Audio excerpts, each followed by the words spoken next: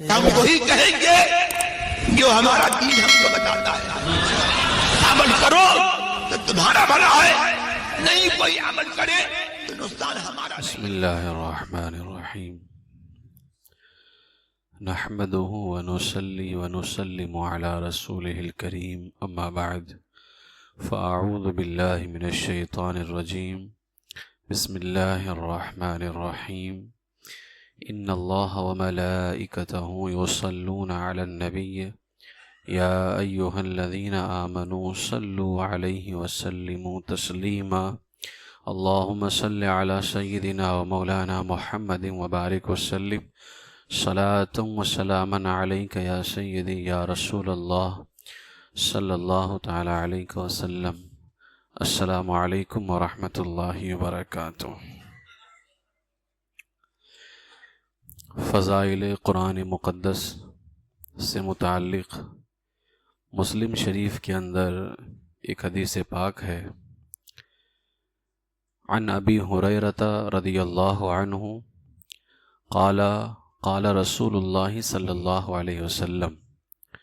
حضرت ابو ہریرہ رضی اللہ تعالیٰ عنہ سے مروی ہے، آپ نے فرمایا کہ اللہ کے رسول صلی اللہ علیہ وسلم نے ارشاد فرمایا: اَيُحِبُّ أَحَدُكُمْ إِذَا رَجَعَ إِلَىٰ أَهْلِهِ، کیا تم میں سے کوئی یہ چاہتا ہے کہ جب وہ اپنے گھر لوٹے أَن يَجِدَ فِيهِ ثَلَاثَ خَلِفَاتٍ عِظَامٍ سِمَانٍ، تو وہ وہاں یعنی اپنے گھر میں 3 حاملہ بڑی اور موٹی اونٹنیاں پائے. یعنی جب سفر یا بازار سے کوئی اپنے گھر پہنچے تو وہاں یہ حلال دولت یعنی 3 حاملہ بڑی اور موٹی اونٹنیاں وہ اپنے گھر میں پائے. اس میں یہ مثال اس وجہ سے بیان فرمائی ہے کیونکہ اونٹنیوں سے نسل چلتی ہے، اونٹ سے نسل نہیں چلتی ہے، اور ظاہر ہے کہ اچھی نسل کی اونٹنی جب ہوگی تو اس کی اولادیں بھی اچھی ہی ہوں گی، یعنی اس سے جو نسل چلے گی وہ بھی اچھی ہی ہوگی. اور عرب والے اس کو زیادہ پسند کرتے ہیں، ٹھیک ہے، خاص طور سے جب جو ہے حاملہ ہو اونٹنی اور اونچی اور موٹی ہو تو عرب والے اس کو زیادہ پسند کرتے ہیں، کیونکہ ایک تو اونٹنی ہے، اس سے نسل چلے گی، اس سے اور بھی جانوروں کی تعداد میں اضافہ ہوگا، پھر وہ صحت مند ہو، اچھی ہو، تو عرب والے اسے زیادہ پسند کرتے ہیں. اس لیے اللہ کے رسول صلی اللہ علیہ وسلم نے یہ مثال بیان فرمائی ہے. حضور فرماتے ہیں کیا تم میں سے کوئی یہ چاہتا ہے کہ جب وہ اپنے گھر لوٹے تو وہاں 3 حاملہ بڑی اور موٹی اونٹنیاں پائے. یعنی یہ کتنی بڑی دولت ہے کہ کوئی بندہ اپنے گھر لوٹے اور اس کو یہ دولت مل جائے. اب یہ دولت کیسے ملے گی؟ قلنا، صحابہ کرام رضی اللہ تعالی عنہم نے فرمایا ہاں. تو اللہ کے رسول صلی اللہ علیہ وسلم نے کیا فرمایا؟ فَثَلَاثُ آیَاتٍ يَقْرَأُ بِهِنَّ أَحَدُكُمْ فِي صَلَاتِهِ، تو 3 آیتیں جنہیں کوئی اپنی نماز میں پڑھ لے، یعنی 3 آیت اگر کوئی اپنی نماز کے اندر پڑھ لے. اب ایک تو قرآن پاک یہ اعلیٰ چیز ہے، اور جب اس کو نماز میں پڑھا جائے تو نور علی نور ہے. ایک تو نماز کی برکت اور دوسرا قرآن کی برکت، کہ نماز ہو اور نماز میں تلاوت قرآن ہو. اور پھر فرمایا اگر اللہ تبارک و تعالیٰ کرم فرمائے اور تقدیر سے وہ حرم مکہ یا حرم مدینہ میں پہنچ جائے تو اب اس تلاوت کی برکتیں بے شمار ہو جائیں گی کہ 3 خوبیاں جمع ہو گئیں. ایک نماز میں تلاوت قرآن، اور پھر حرم مدینہ یا حرم مکہ ہے وہ، تو تلاوت بھی ہے، نماز بھی ہے، اور حرم کی زمین بھی ہے. تو ایک قرآن پاک کی تو برکت ہے ہی ہے. حضور علیہ السلام نے فرمایا اگر کوئی یہ دولت پانا چاہے کہ وہ اپنے گھر لوٹے اور اس کو 3 حاملہ بڑی موٹی اونٹنیاں مل جائیں، یہ دولت اسے مل جائے. تو صحابہ کرام نے فرمایا ہاں ہم میں سے ہر شخص چاہتا ہے. تو حضور نے فرمایا 3 آیتیں جنہیں کوئی اپنی نماز میں پڑھ لے، خیر لہ من 3 خلیفات عظام سمان، یعنی ایک وہ بندہ جو گھر آیا اور اس کو 3 حاملہ بڑی اونٹنیاں مل گئیں، کتنی بڑی دولت مل گئی، اور عرب والوں کو مل جائے تو یہ ان کے لیے بہت بڑی دولت ہوتی ہے. حضور علیہ الصلوۃ والسلام نے ارشاد فرمایا اب اگر کوئی اپنی نماز کے اندر 3 آیتیں پڑھ لے تو خیر لہ من 3 خلیفات عظام سمان، یہ 3 آیتیں پڑھنا 3 حاملہ بڑی اور موٹی اونٹنیوں سے بہتر ہے. 3 آیتیں پڑھنا. اب کیوں؟ ایک تو اونٹنیوں کا فائدہ صرف دنیا میں ہی ہے، اونٹنیوں کا جو فائدہ ہے یہ صرف دنیا میں ہے، آخرت میں اس کا کوئی فائدہ نہیں ہے. لیکن آیات قرآنیہ پڑھنا یعنی قرآن کی آیتیں پڑھنا، اس کا فائدہ دنیا میں بھی ہے اور آخرت میں بھی ہے. اب ظاہر سی بات ہے کہ 3 اونٹنیاں اگر کسی کو مل جائیں تب یہ تو دنیا کا فائدہ ہے اور دنیا ختم ہونے والی چیز ہے. لیکن اگر کوئی 3 آیتیں پڑھ لے تو اس کا فائدہ دنیا میں بھی ہے اور آخرت میں ہے، اور آخرت باقی رہنے والی چیز ہے. تو جو باقی رہنے والی چیز ہے وہ ختم ہونے والی چیز سے بہتر ہوتی ہے. تو حضور علیہ السلام نے فرمایا کہ 3 حاملہ اونٹنیاں اگر کسی کو مل جائیں گھر آنے کے بعد تو یہ تو ہے اس کے لیے بڑی دولت، لیکن اگر کوئی اپنی نماز میں 3 آیتیں پڑھ لے تو یہ 3 حاملہ بڑی اونٹنیوں سے بہتر ہیں. اس سے ایک بات تو یہ اندازہ ہوتی ہے کہ انسان کو صرف دنیا کے اندر مشغول نہیں ہونا چاہیے بلکہ نمازوں کی پابندی بھی کرنی چاہیے. اور یہاں کسی خاص نماز کی بات نہیں ہو رہی ہے. اب آپ اندازہ لگائیں کہ حضور علیہ الصلوۃ والسلام نے بیان فرمایا کہ 3 آیتیں پڑھنا یہ گویا کہ کوئی گھر آئے تو اس حالت میں آ رہا ہے کہ اسے 3 حاملہ بڑی اونٹنیوں سے بہتر اللہ تعالیٰ دولت عطا فرما رہا ہے. اب اگر کوئی 4 آیتیں پڑھ لے، ایک وقت کی نماز میں آپ آتے ہیں، اندازہ لگائیں سنتوں میں کتنی آیتیں پڑھتے ہوں گے، فرض میں کتنی آیتیں پڑھتے ہوں گے، نفل میں کتنی آیتیں پڑھتے ہوں گے. اور جب اس حدیث کو پڑھا تو نصیبے پہ قربان جائیں، ماہ رمضان کے اندر صرف عشاء میں اور اس کے بعد تراویح کے اندر ہم پتہ نہیں کتنی آیتیں پڑھتے ہوں گے. یعنی جب بندہ نماز پڑھ کر کے گھر لوٹ رہا ہوگا تو وہ پتہ نہیں کتنی آیتیں پڑھ کر کے گھر لوٹے گا اور اللہ کی بارگاہ سے کتنا خیر کثیر حاصل کرے گا اور اتنا ثواب حاصل کرے گا جس کا وہ اندازہ بھی لگا سکتا ہے. کیونکہ یہاں 3 مثال کے طور پر بیان کی گئی ہے. اگر کوئی نماز میں 3 آیتیں پڑھے تو گھر اس حالت میں لوٹے گا کہ اگر کوئی بندہ گھر آیا اور اسے 3 حاملہ بڑی اونٹنیاں مل جائیں، وہ کتنا مالا مال ہوتا ہے، اپنے آپ کو جو ہے بہت ہی سمجھتا ہے کہ مجھے عزیز دولت مل گئی ہے، بہت بڑا مال ہاتھ آ گیا ہے. تو اگر کوئی 3 آیتیں پڑھ کر کے گھر لوٹے تو اللہ تبارک و تعالیٰ اس سے زیادہ اسے خیر کثیر اور بے پناہ ثواب عطا فرماتا ہے. اس سے میرے عزیزو ہمیں نماز کی پابندی بھی کرنی چاہیے اور کوشش یہ کرنی چاہیے کہ ہم زیادہ سے زیادہ قرآن پاک کو سیکھیں. ظاہر سی بات ہے آپ جتنا جو ہے، اسی لیے نوافل کے اندر دیکھیں اکثر نوافل میں بزرگوں نے کیا فرمایا، 1 مرتبہ سورہ فاتحہ پڑھ لیں، 11 مرتبہ قل اللہ شریف پڑھیں. اب جتنی مرتبہ پڑھیں گے آیتیں تو بڑھتی رہیں گی نا اور ثواب ملتا رہے گا اس کا. تو نوافل کے اندر کوشش یہ کریں جیسے کہ اس میں آیتیں جو ہے زیادہ پڑھنے کی کوشش کریں، یا کوئی ایسی سورہ پڑھیں جس میں آیتیں زیادہ ہوں. تو اگر سیکھیں گے تبھی نہ پڑھیں گے اس کو، تو پڑھنے کے لیے سیکھنا ضروری ہے. اسی طریقے سے ایک حدیث پاک جو بخاری شریف اور مسلم شریف دونوں کے اندر ہے، امی جان سیدہ عائشہ صدیقہ رضی اللہ تعالیٰ عنہ سے مروی ہے، انا عائشہ قالت قال رسول اللہ صلی اللہ علیہ وسلم.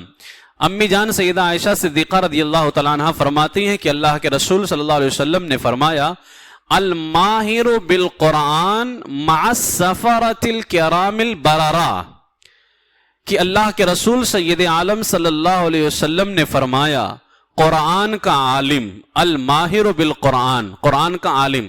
قرآن کا ماہر کیا ہوتا ہے؟ قرآن کا ماہر وہ عالم ہوتا ہے جو قرآن کے الفاظ کو جانتا ہو، اسی طریقے سے قرآن کے معانی کو جانتا ہو، قرآن میں جو مسائل ہیں انہیں جانتا ہو، اور قرآن جن چیزوں کا حکم دیتا ہے اس کے اسرار، اس کے رموز، اس کی پوشیدہ باتیں، اللہ کے احکام، یہ سب جانتا ہو تو اس سے قرآن کا ماہر یعنی قرآن کا عالم کہا جاتا ہے، اور اس کا بڑا درجہ ہے۔ تو حضور علیہ السلام نے کیا فرمایا؟ الماہر بالقرآن، قرآن کا عالم مع السفرۃ الکرام البررہ، قیامت کے دن معزز فرشتوں اور محترم و معظم نبیوں کے ساتھ میں ہوگا۔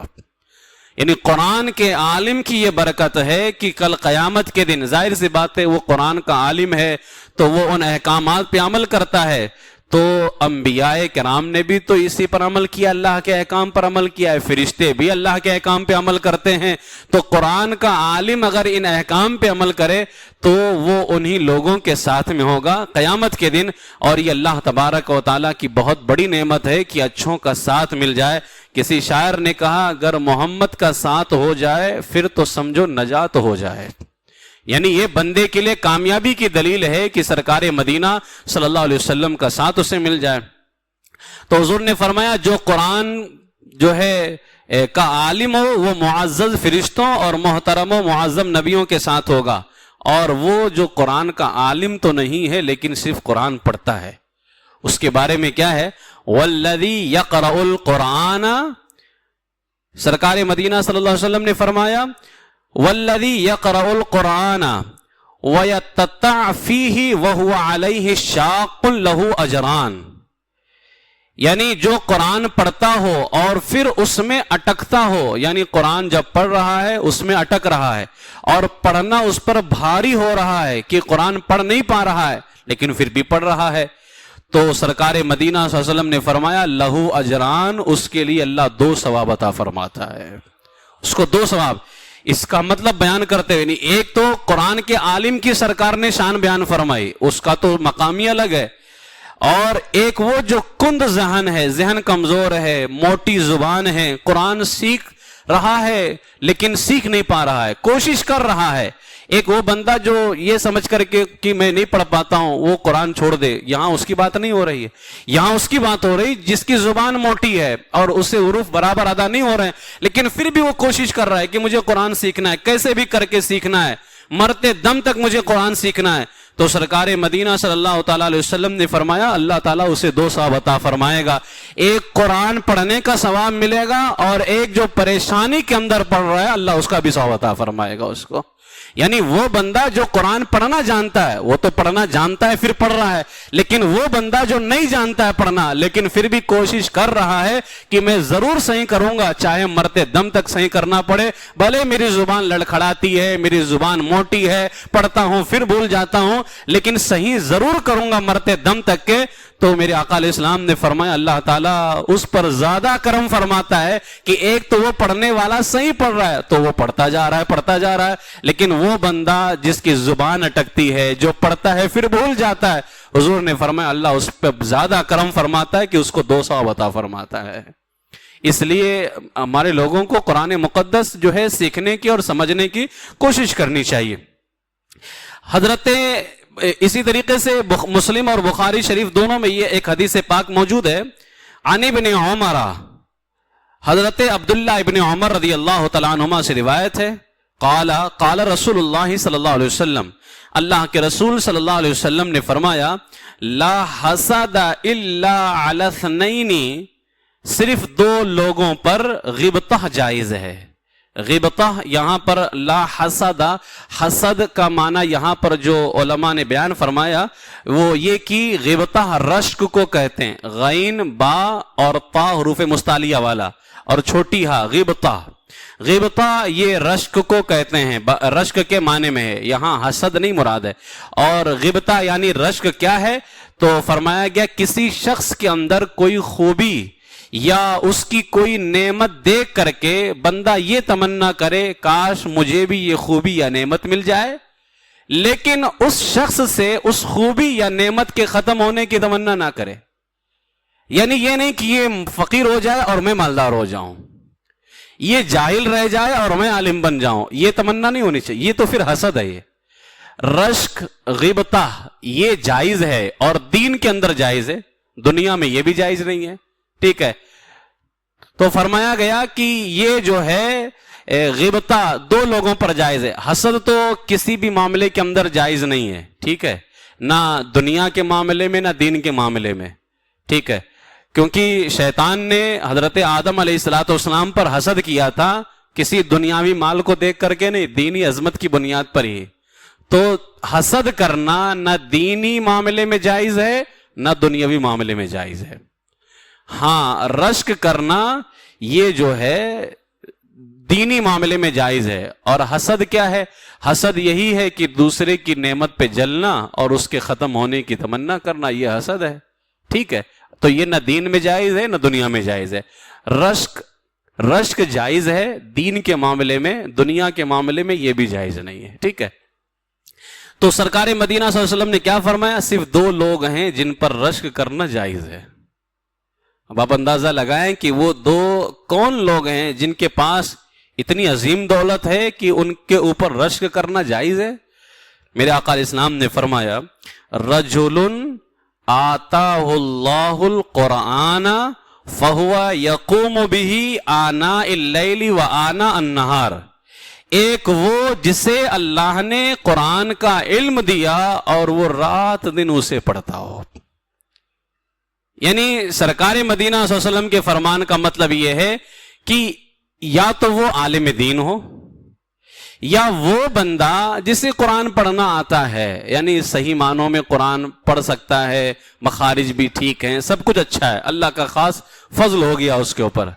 تو سرکار فرماتے دن رات نمازیں پڑھتا ہو، قرآن پہ عمل کرتا ہو، اس کے مسائل کے بارے میں سوچتا ہو، اس میں غور و فکر کرتا ہو، یہ سب یقوموں کے اندر داخل ہے۔ فہو یقوم بہ آناء اللیل و آناء النہار، رات دن وہ قرآن پاک کی تلاوت میں لگا رہتا ہو۔ قرآن کے مسائل میں غور کرنا یہ بھی قرآن پڑھنے کے برابر ہے۔ قرآن کے بارے میں سوچتے رہنا، اس کے مسائل کے اندر غور و فکر کرنا، یہ سب اس کے اندر داخل ہے۔ مبارک ہے وہ زندگی جو قرآن و حدیث میں غور کرتے ہوئے گزر جائے، اور مبارک ہے وہ موت جو قرآن و حدیث کی خدمت کے اندر گزر جائے۔ وہ زندگی بھی مبارک ہے اور وہ موت بھی مبارک ہے۔ کسی شاعر نے اسی لیے کہا نکل جائے دم تیرے قدموں کے نیچے، یہی دل کی حسرت یہی آرزو ہے۔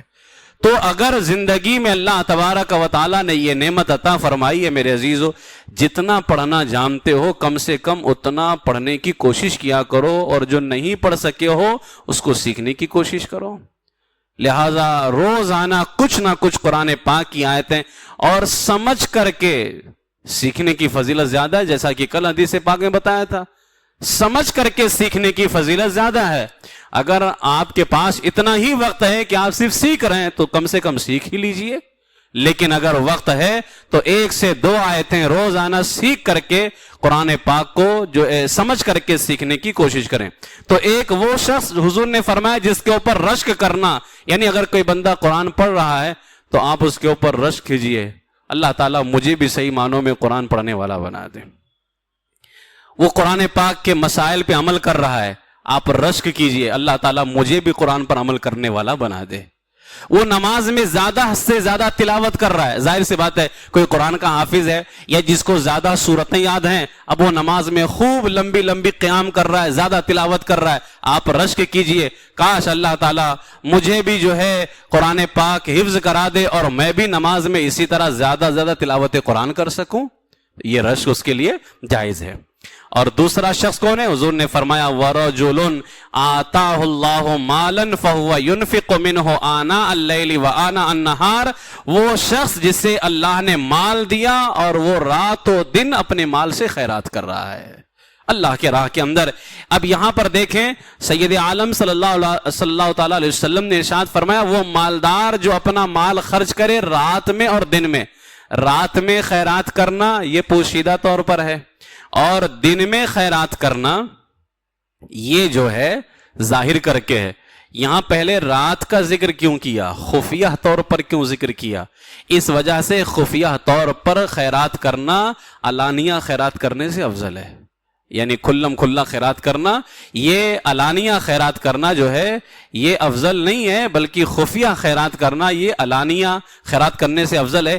اسی لیے یہاں حدیث پاک میں رات کا ذکر دن سے پہلے ہوا، اور وہ مالدار جو ظاہر کر کے خیرات کرتا ہے لیکن سنت پہ عمل کرتے ہوئے، یعنی سنت پہ عمل کرتے ہوئے کیا کہ اس کی نیت فقط اللہ اس کے رسول کی رضا ہو، اور یہ نیت ہو کہ اگر مجھے کسی نے دیتا ہوا دیکھا تو اس کا بھی دل کرے گا دینے کے لیے، اگر یہ نیت ہے تب تو اللہ تعالیٰ اس سے اس پر ثواب عطا فرمائے گا۔ لیکن اگر کھلم کھلا اس لیے خیرات کر رہا ہے کہ لوگ مجھے مالدار کہیں، مجھے سخاوت کرنے والا کہیں، تو اسے اللہ کی بارگاہ سے اس پر کوئی ثواب نہیں ملنے والا ہے، ٹھیک ہے۔ اور سنت کی نیت سے جو ہے اپنے اور اپنے بال بچوں پر خرچ کرنا یہ بھی خیرات کے اندر داخل ہے۔ یعنی اگر کسی کے پاس میں مثال کے طور پر اتنا مال نہیں ہے کہ وہ خیرات کر سکے، اللہ کی راہ میں کسی غریب یا فقیر کو دے سکے، صرف وہ اپنے گھر والوں کو کھلا رہا ہے، پلا رہا ہے، تو اگر سنت کی نیت سے وہ اپنے گھر والوں پر بھی خیرات کر رہا ہے کہ میرے گھر والے محتاجی سے بچیں، میں کماؤں گا، میں انہیں کھلاؤں گا، میں یہ مال حاصل کروں گا تو میں ان کے لیے یہ خریدوں گا، انہیں یہ کھلاؤں گا، یہ پلاؤں گا، تو یہ بھی خیرات کے اندر داخل ہے۔ اور جب یہ خیرات کے اندر داخل ہے تو حضور علیہ السلام نے فرمایا وہ مالدار شخص جو اللہ کی راہ میں خیرات کرے اس پر بھی رشک کرنا جائز ہے۔ تو یہ جو ہے 2-3 حدیثیں آپ کے سامنے پیش کی جن میں قرآن پاک کی فضیلتوں کا ذکر ہے۔ آپ تمامی حضرات سے یہ فقیر خاص طور سے گزارش کرتا ہے قرآن پاک سے اپنے رشتے کو مضبوط کریں، جتنا زیادہ ہو سکے قرآن پاک کی خدمت کریں، قرآن پاک کو سیکھیں۔ ہمارے رب کا کلام ہے، اس میں ہمارے لیے ہمارے رب کا پیغام ہے۔ ہمیں پڑھنا ضروری ہے کہ ہمارے رب نے ہم سے کیا چاہا ہے، وہ ہمیں کیا کرنے کے لیے کہتا ہے۔ ظاہر ہے اس نے زندگی دی ہے، اس نے زندگی دی ہے تو اپنی زندگی کو گزارنا بھی اسی کے فرمان کے مطابق ہے۔ اپنے سے ہم تو زندگی نہیں گزار سکتے نا، تو جب ہم جانیں گے ہی نہیں کہ ہمارے رب نے ہم سے کیا چاہا ہے، ہمارے رب نے ہم سے کیا کہا ہے، کیونکہ ہمیں اس کا معنی ہی نہیں پتہ ہے، اس کا مطلب ہی نہیں پتہ ہے۔ اور بہت آسان کیا ہمارے علماء نے، خاص طور سے امام اہل سنت اعلیٰ حضرت علیہ الرحمہ نے، جو ہمیں کنز الایمان شریف عطا فرمایا۔ یہ بے پناہ اللہ کا خاص فضل و کرم ہے، ورنہ قرآن پاک کو سمجھنا یقیناً ہمارے بس کی بات نہیں تھی۔ یقیناً ابھی بھی ہم جیسا سمجھنا چاہیے ویسا نہیں سمجھتے۔ قرآن کی یہی تو وجہ ہے کہ ہزاروں تفسیریں قرآن کی اب تک لکھی جا چکی ہیں، لیکن قرآن کی گہرائی تک کوئی پہنچا ہی نہیں ہے۔ اس کا کیا معنی ہے؟ بس جو جتنا جانتا ہے اللہ کے فضل سے، جتنا علم رکھتا ہے وہ بیان کرتا ہے، لیکن یہ تو ہمارے لیے جاننا ضروری نا۔ کم سے کم آپ عالم نہ بنے، اتنا تو سمجھو کہ ہمارے رب نے ہمیں کیا حکم دیا ہے، ہمارے رب کا کیا پیغام ہے۔ اس لیے اس کے لیے سب سے بہتر کنز الایمان شریف ہے۔ قرآن کی آیتیں پڑھو، روزانہ 2 آیتیں، 3 آیتیں، 4 آیتیں، جتنا ہو سکے۔ میں نے کہا نا کہ اگر آپ کے پاس وقت نہیں ہے مسجد میں لے کر کے بیٹھنے کا، آپ ڈاؤن لوڈ کر لیجئے موبائل کے اندر، چلتے پھرتے پڑھتے رہیے، کہیں پر بیٹھ جائیں تو وہاں پڑھیں اور اس پر عمل کرنے کی کوشش کریں۔ اللہ تبارک و تعالی ہم سب کو قرآن پاک کی برکتوں سے مالا مال فرمائے، ایمان پر زندہ رکھے اور ایمان ہی پر خاتمہ بالخیر فرمائے۔ وآخر دعوایا ان الحمد للہ رب العالمین۔